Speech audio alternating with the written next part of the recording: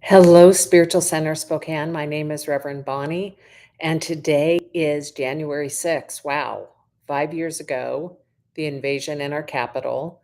January 6th is now not just any day, it is a historic day.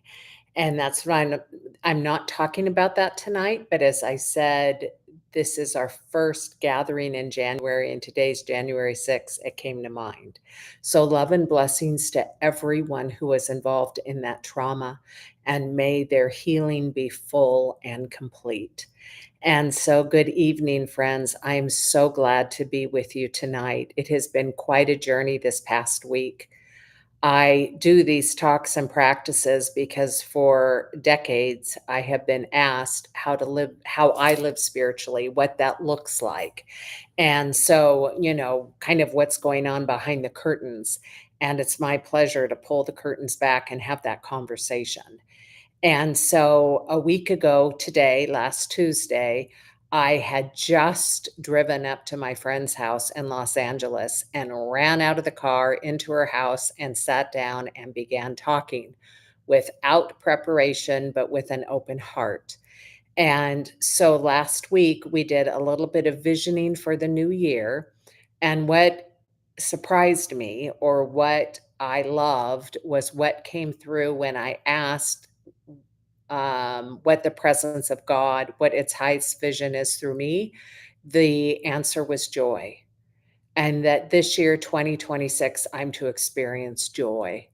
And it was shortly thereafter, when I was having a conversation with my friend, that I realized just the rut that I have gotten into this last year, with my focus so much on my physical body and on my well being and on developing health, with so much focus on that. I had lost some joy. And the awareness of the monotony hadn't quite hit me, because my days looked like mostly eating really healthy and then working out afterward. Eating really healthy, then working out afterward, eating really healthy, then working out afterward. And then in between were some doctor's appointments and some client sessions and some preparation for Tuesday nights and work. And so I had become um, less than joy filled. And that was a huge awareness and awakening for me last Tuesday. So, about an hour ago, I pulled into a hotel in Phoenix, Arizona. I'm on my way back to Spokane, Washington. And I set up my computer and made some notes to talk about this past week. And this will be familiar to some of you who've read my blog. I hope I share some new information and go into a little bit more depth. But it ended up being a very magical week and exactly what I needed. What I was unaware of was how tired I have been. And when I made it down to Phoenix about 10 days ago, I landed at a friend's house and slept for 2 solid days, and then I realized, my goodness, I was tired. And one of the things I wanna share over the years, as I have become more connected to my source within, to the presence of God within, to the consciousness of Christ within, what I have become more awake and aware to is that I am responsible for me. The I am, meaning the I am presence of God, and the I am, meaning that my emanation of God, my self with a capital S, as the Hindus call it, my beingness is my responsibility. And so a long time ago, gave myself permission to have a lot of compassion with myself. And I have practiced loving myself and practiced having compassion with myself, so that I make sure I am well and vibrant and available to be a place where the presence of God, the presence of good, the presence of Christ can come through me. That light can be activated. And it can only work if I take care of me. So one of the things to share is I was tired and I slept for 2 days. I don't think I've ever done that, but my body was tired, and so I did it. And that's just permission for you that whatever it is that you need to tend to you, no one else will do it for you. And so the invitation that I give you, if you already aren't a good steward of your beingness, is to give you permission to give yourself what you need. If you're thirsty, drink. If you need to move your body, move it. If you are in the presence of some negative downward spiraling energy and you need to leave that space. Sometimes we're in a place where we can actually, because of who we are, shift the energy, and there are other times where we just can't. And you knowing yourself need to know when you can stay and when you can go. So that's permission given. So just take a moment and repeat after me. I am responsible for me, and I love me.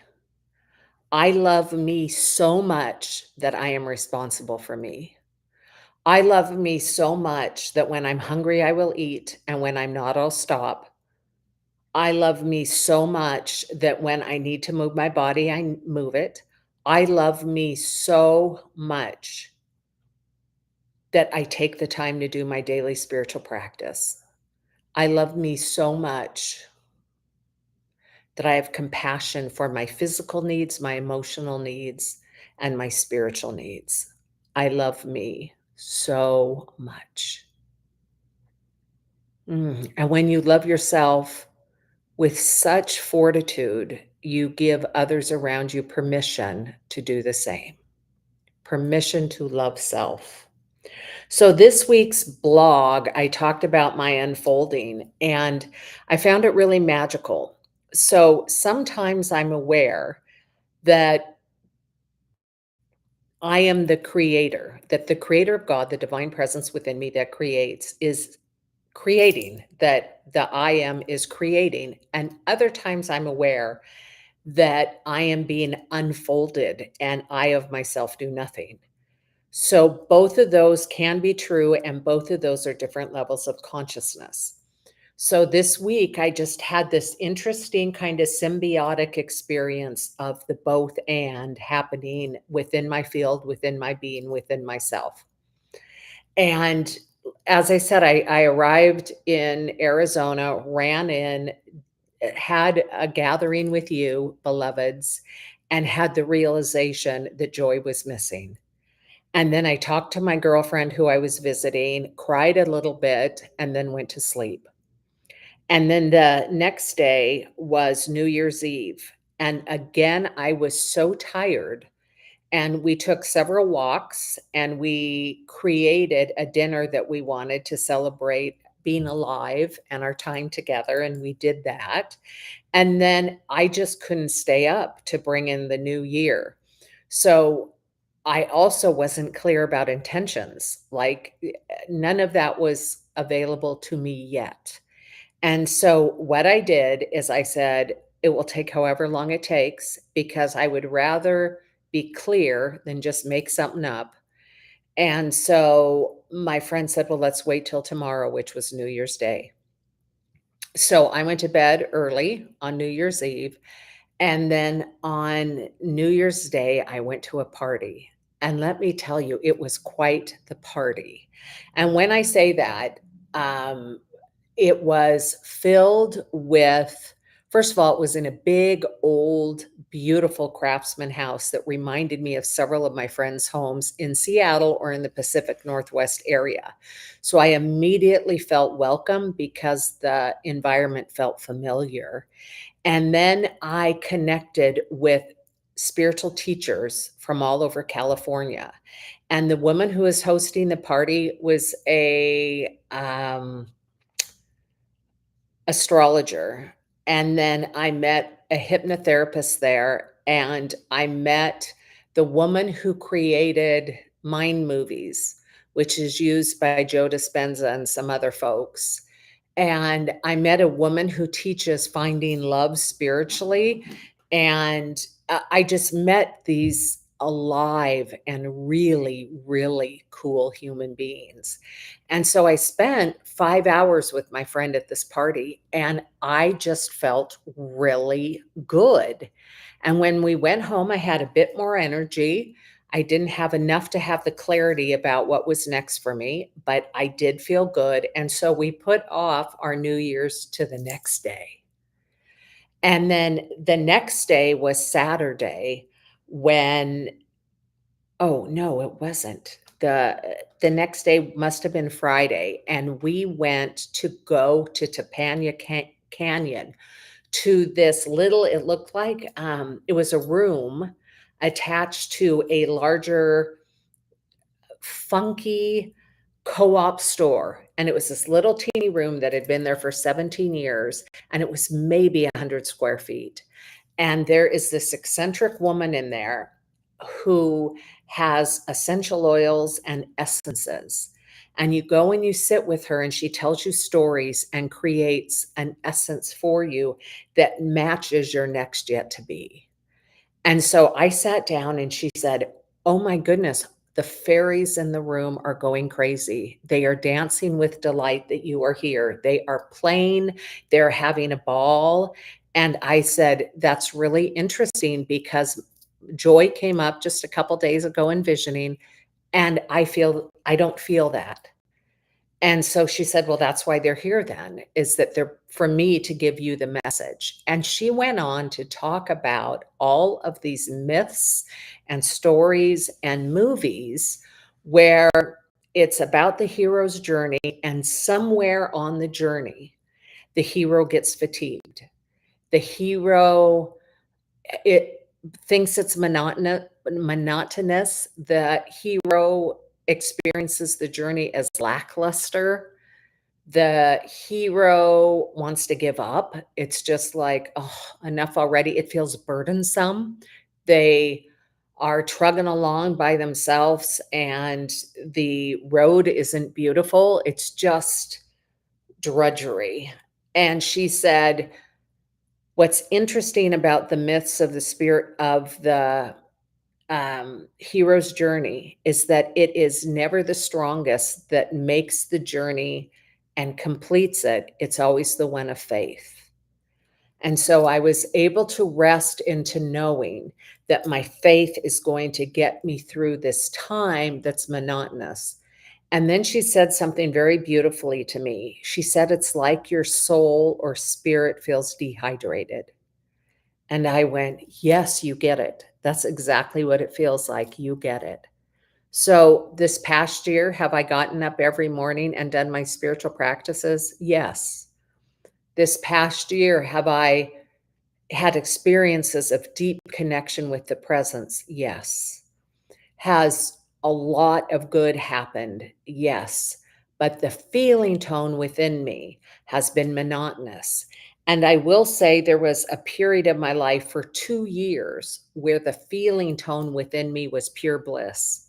And no matter if I was doing my taxes or solving a problem or meeting somebody new, I was blissed out.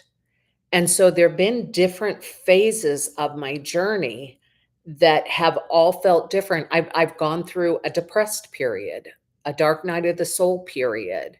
I've gone through different periods where my disposition has been a long-term disposition, and I still show up and I still do my practice, and my commitment is to the growth of my soul no matter what.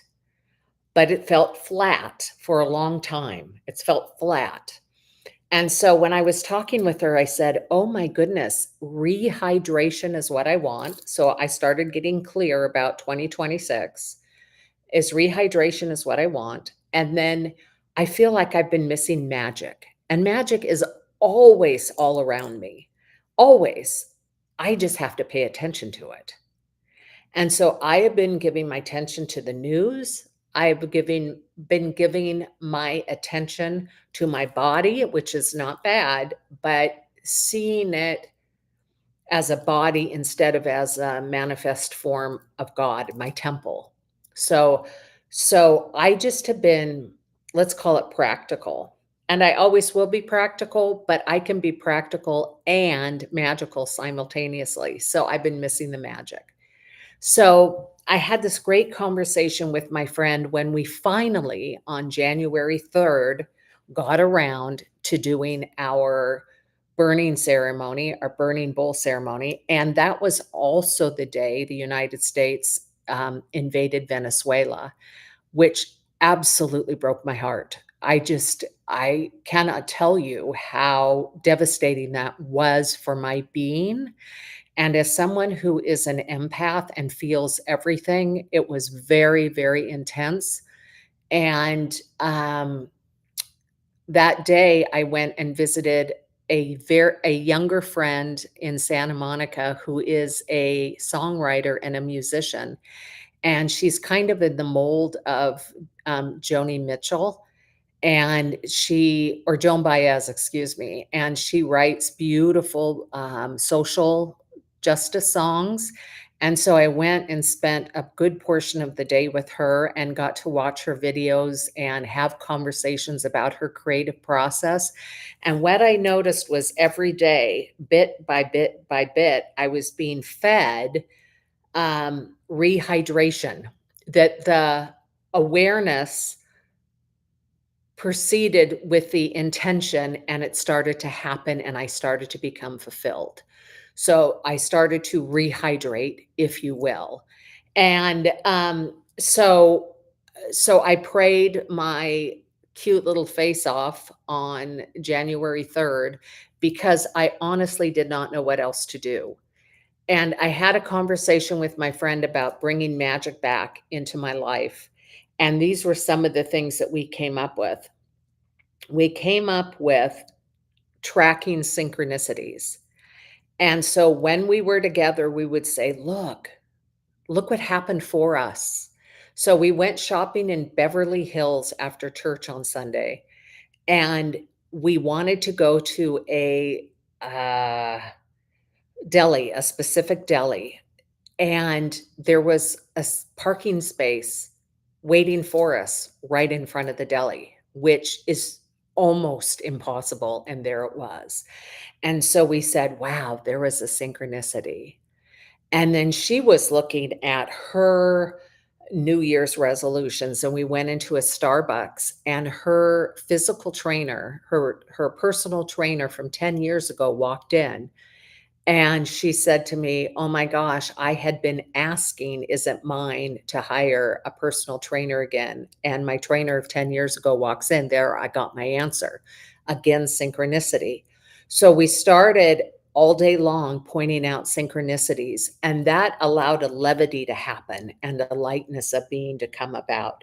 So, as far as reactivating the magic field around me, it was tracking synchronicities and focusing on the beauty of nature. I don't know about you, but when I take a walk, and in this case in Los Angeles, it was pouring down rain. And so I had all these great memories of the Pacific Northwest and walking in the rain and getting sopping wet.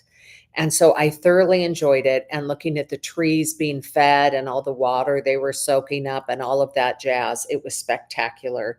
So focusing on the beauty of nature and then looking at people in the eyes.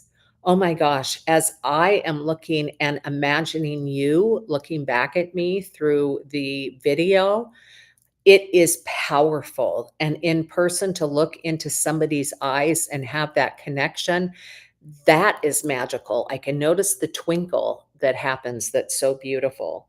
When I move my body, I can experience a lot of magic and then appreciating moments. So, what I noticed that I've done this past year is just glossed over a lot of really good stuff, focusing again on the stuff that breaks my heart and focusing again on the stuff that's heavy.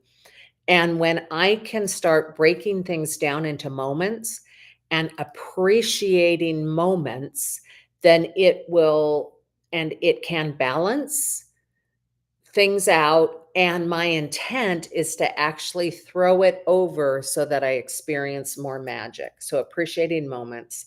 And then instead of worrying or being in fear, praying. And this past week, I have been actively usually I pray, by the way, in the morning and at night. But this past week, I took on when there's information, especially that worries or fears me, I turn it over to God. I just go, "This one's too big for me. This isn't mine. I'm turning this over to the bigger field of consciousness while I tend to my own well-being, while I tend to my God self, my good self, my love self, my divine self. I turn the heavy over to the divine presence. And what I know is that I will be guided to do what is mine to do next. Oh, thank you, Denise. Shout out of love to you. Um, I will be guided to know what is mine to do. And one of the things I learned this week was that there is a group of Buddhist monks walking from Texas to Washington, D.C., and it's a walk of peace. And they're walking 23,000 miles, I think it is, and I could be wrong on the miles, but it's huge. Whatever it is, it's a lot, and it's 160 days. And they're wearing their robes and they're walking with the dog. If you haven't seen the videos, it's transfixing and uplifting. And so it's my belief that I will be guided to do what is mine to do that may never be seen by anyone else and may be seen by many people. And that doesn't matter. It's the guidance and the response for me that does matter. So then on Sunday, I went to Agape, which I call the mother church or the mothership. I absolutely love Agape Spiritual Center. And it's so different because I started going, I don't know, 40 years ago, a long time ago. And when I went, I watched it, the version of it go from being small to absolutely gigantic, back to being small. So right now when I was there was less than 100 people there on Sunday, but the interesting thing is there's over 1 million people who watch worldwide online every week. So even though in person it's small, the global impact is huge. And so it's just another one of those reminders for me that the focus can't be on the form, that the focus is on the invisible and the formless, and that God knows what it's doing through us, through me, through Agape, through Spiritual Center Spokane. God knows what it is doing. And so I say yes to that. And one of the things the guest minister said in the talk on Sunday was that God is everywhere present. We say that all the time. Know it. It's a thing. God is everywhere present. Then he proceeded to say, and that means God is present in ICE facilities. Now, given my worry, concern, all of the stuff that I have, like just having my heart broken over, when he said that, I had relief because I was thinking unconsciously, this was not conscious at all because I know better, but I was thinking that somehow when our people, because we're all one, when our people were taken and put into a facility, that meant that God was no longer there. I mean, how silly is that thought? But it was unconscious.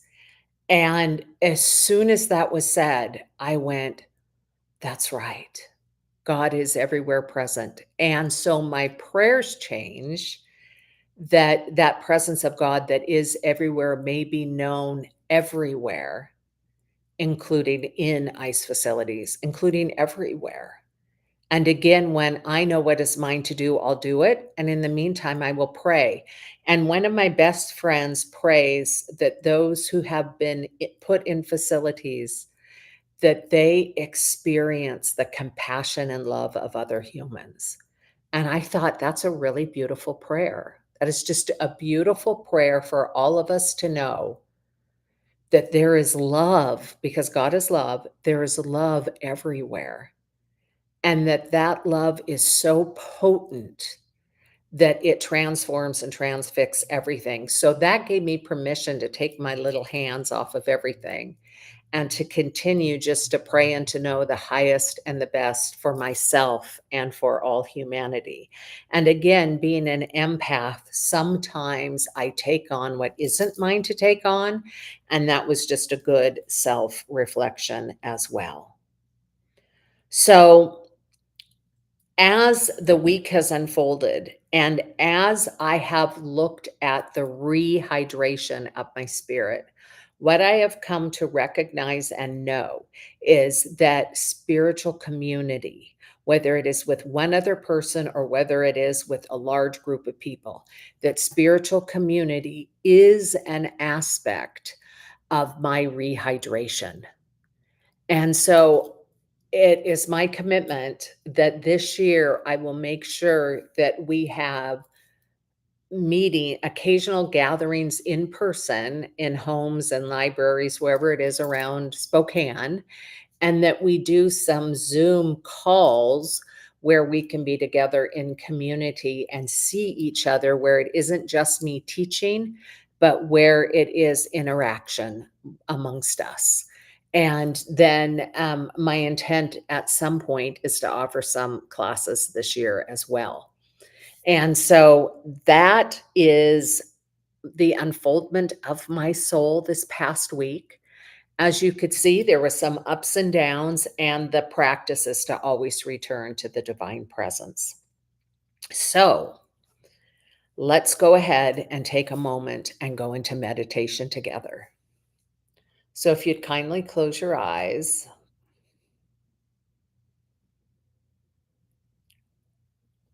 and place your attention upon your heart.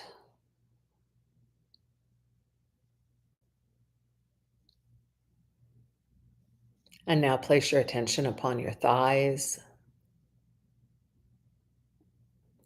and place your attention upon the bottom of your feet.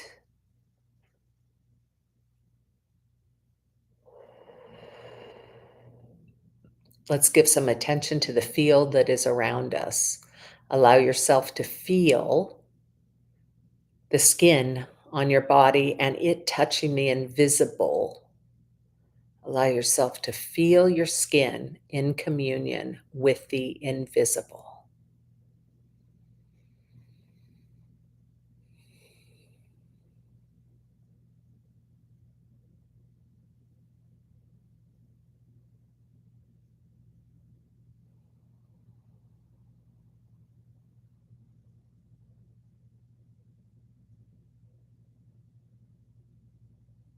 And when I say your skin, I mean from the bottom of your feet to the top of your head, your whole body outline. Just allow yourself to feel where the physical meets the invisible.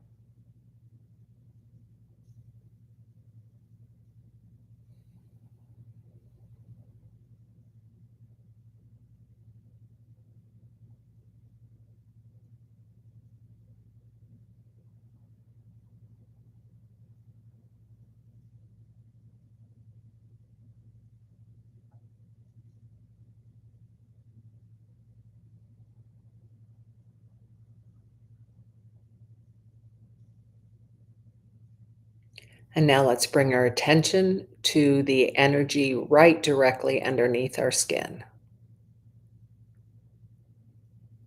and inward all the way to the inner recesses of our body.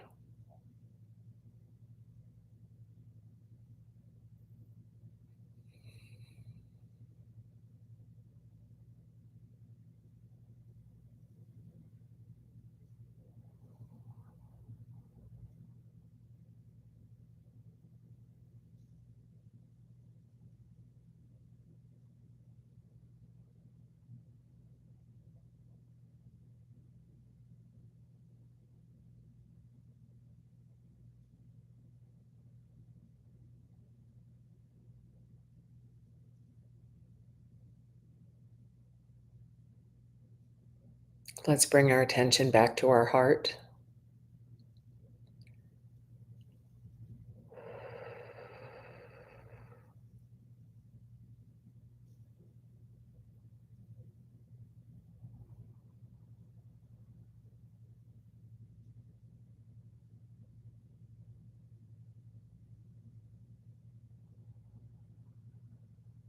And the Eastern religions say that we have a front heart and a back heart. Our front heart is personal to ourself, and the back heart is the heart of spirit. And so the two come together as one in the heart. And so as I breathe in my heart, I just allow myself to feel the energy of my heart in front of me and behind me and all around me.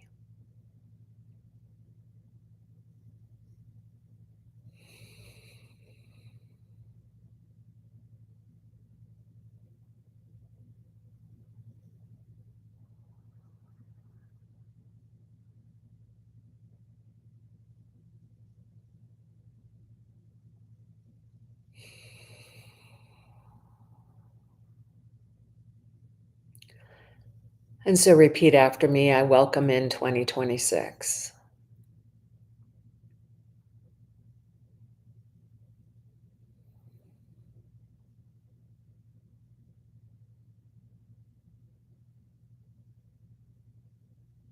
I welcome in the now moment.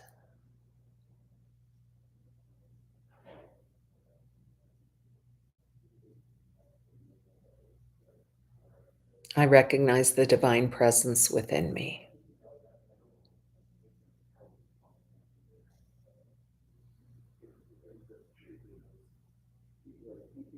I celebrate the goodness and the glory of God as me.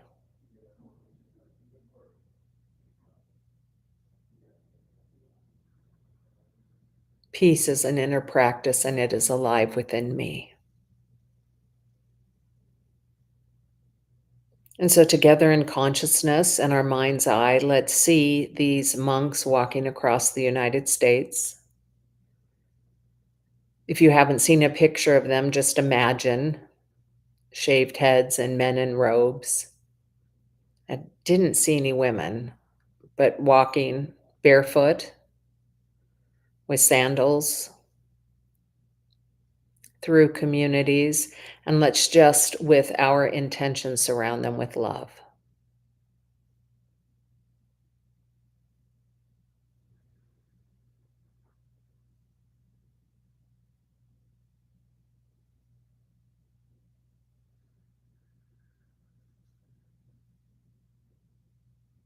And in our mind's eye, let's see ourself as we look today, our physical beingness at this moment. Let's see ourselves in our mind's eye and let's surround ourselves with the divine love that we have and that we are.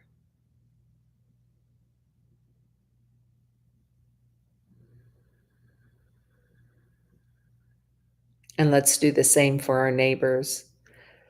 With our wide open heart, let's see in our mind's eye our neighborhood or our community area.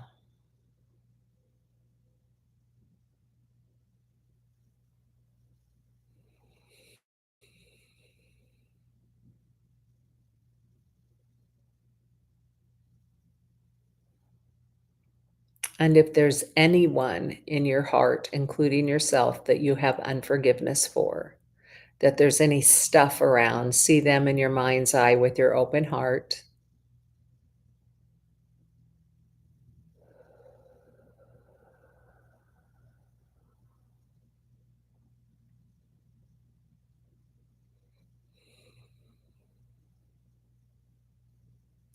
And now see the number 2026 on a calendar and hold that in your heart, in your mind's eye with love.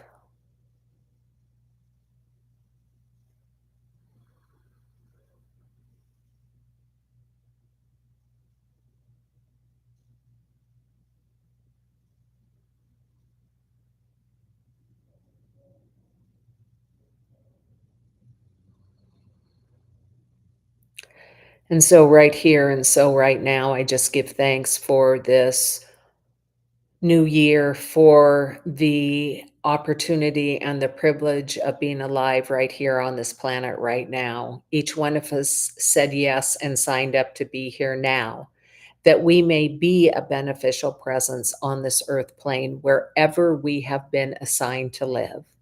that each and every one of us is a light force within our community, within ourselves, within our space.